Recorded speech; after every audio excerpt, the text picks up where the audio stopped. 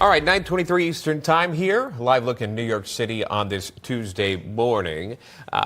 Stock futures inching lower this morning as investors await the start of June's Federal Reserve policy meeting. That's now closing up in the green, just about 69 points.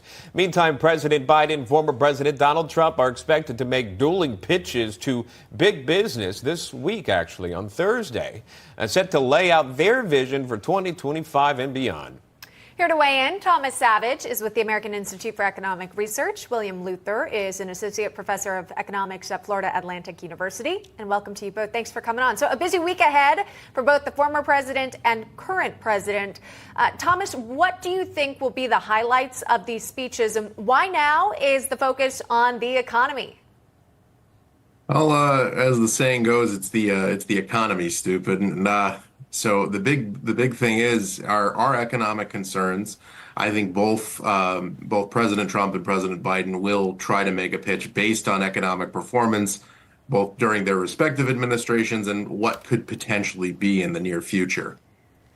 And Professor, going to you on this question here, you see the monthly employment report, unemployment at its highest rate in more than 2 years, hitting 4% back in May.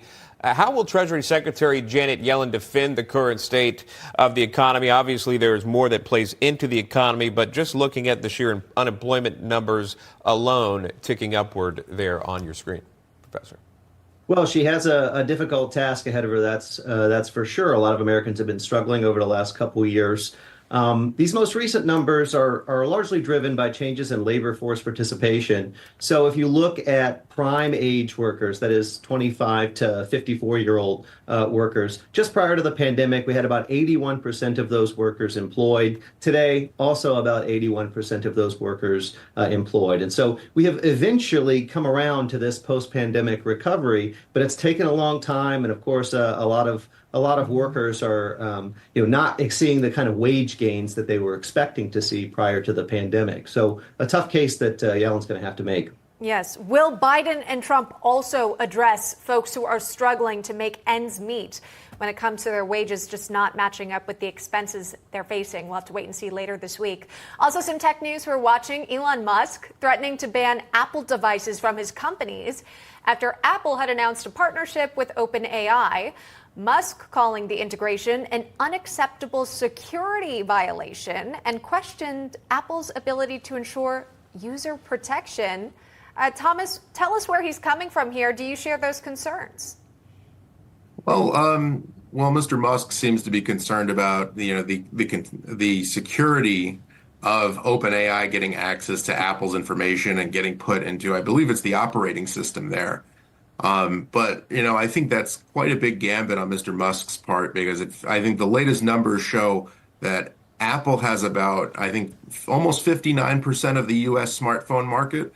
So that'll be an uphill battle. And the big question will be, do people like, Elon Musk and his businesses enough to give up Apple, at least when they're walking in the door to his businesses?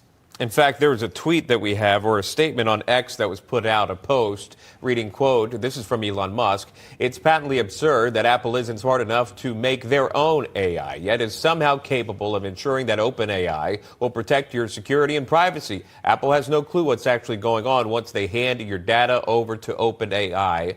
They're selling you down the river." Interesting point. Again, this on the heels of that announcement that they will integrate AI into their most recent operating system platform this fall. Professor, your thoughts on that? There's obviously major concern there from Elon Musk and what could be handled. It's still a gray area in terms of how artificial intelligence works, but yet it seemingly will be integrated in the fall for Apple products.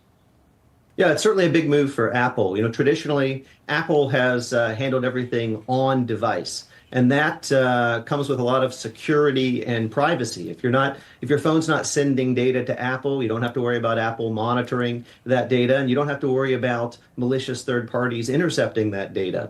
The problem, of course, is that there's only so much you can do on device. There's only so much processing power. And for artificial intelligence, you really need to use those big servers to engage in that processing. So, Apple thinks it has a way of sending and receiving that data privately using private clouds. But that's new technology, right? And at the heart of computer science is how is it that we transfer that data without it being surveilled, without it being intercepted by third parties. It's a difficult problem. If it's a problem that Apple has overcome, then it's a game changer. But that remains to be seen. All right, we'll just have to wait and watch. Appreciate you gentlemen joining us this morning. Thomas Savidge, William Luther, thank you so much.